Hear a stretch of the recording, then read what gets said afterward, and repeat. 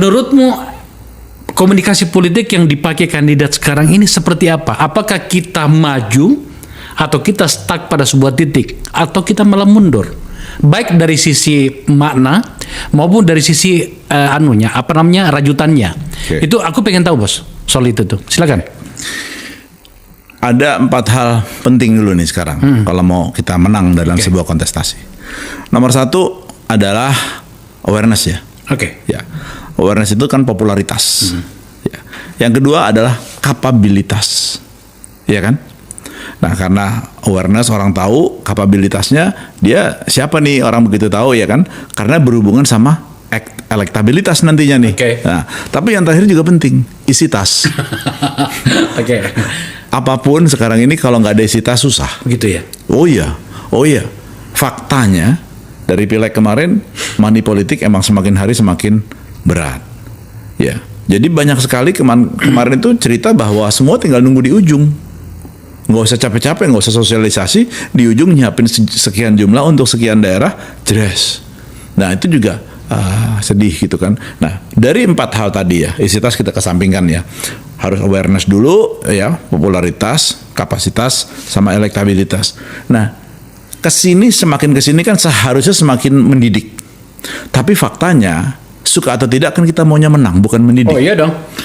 Iya kan? Oke. Oh saya dimarah-marahin di Twitter itu. Wah Anda bikin gemoy ini tidak mendidik, cuma joget-joget doang. Saya bilang, saya ini di-hire untuk memenangkan kandidat, bukan mencerdaskan masyarakat. Ini 2 hal yang berbeda. Ya kan? Selama saya tidak menjelekkan masyarakat dan membuat masyarakat bodoh, menurut saya tidak bersalah. Oke. Ya kan? Ini hanya metodologi. Jadi sekarang ini makanya kita nih bangsa gimmick, Bang. Semua dikit-dikit gimmick.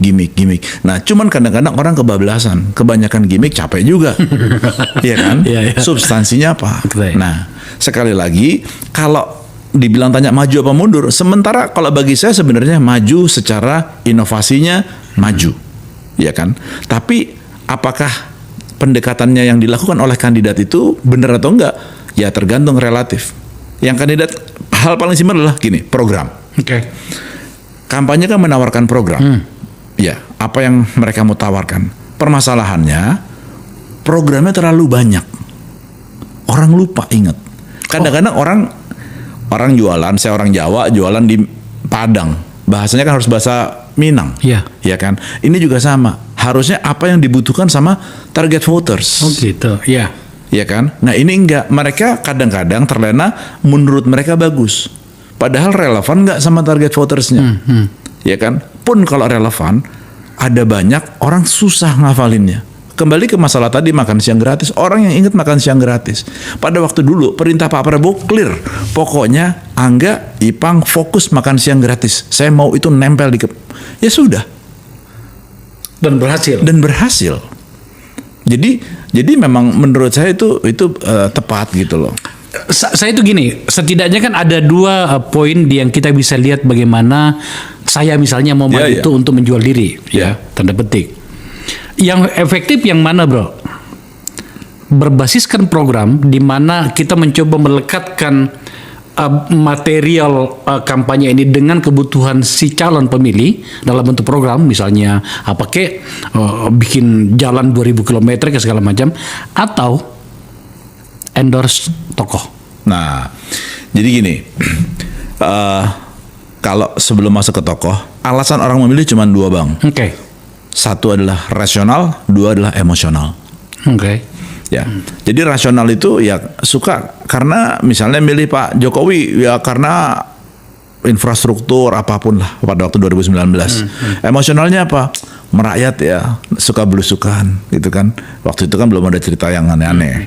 Jadi, nah ini juga sama. Pak Prabowo juga kemarin kita ngarahin ke situ.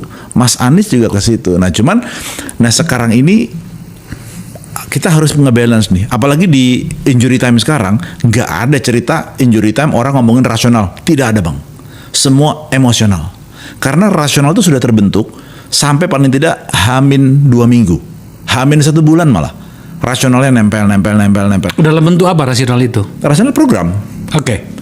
Saya mau punya program ini. Mereka nempel di kepalanya nih. Sampai begitu di terakhir, Kita lihat masuk di akal nggak ya program itu ya. Lama-lama itu juga terkalahkan sama hal yang lain. Emosional itu. Emosional itu. Jadi kayak misalnya di Jakarta gitu ya. Oke. Faktor emosionalnya dibentuk oleh si endorser yang dari eksternal tadi. Pak Jokowi misalnya. Pak Jokowi datang emosional karena Pak Jokowi pada waktu turun masih memegang approval rating yang 75% lebih. Diharapkan bisa mengendorse Kang Emil di situ. Buktinya apa? Buktinya besoknya Anies langsung endorse Mas Pram untuk mengimbangi. Apakah Mas Anies selevel sama Pak Jokowi? Tentu tidak. Tapi kalau di Jakarta bisa jadi. Ya kan? Nah, itu kan faktor emosional. Menarik. Mas Anies tidak pernah ngomong masalah rasional. Pak Pram hebat apa? Nggak pernah. Ya kan? Pak Jokowi oke lah ngomong tentang latar belakang rekam jejak gitu ya. Tapi menurut saya itu lebih ke faktor emosional.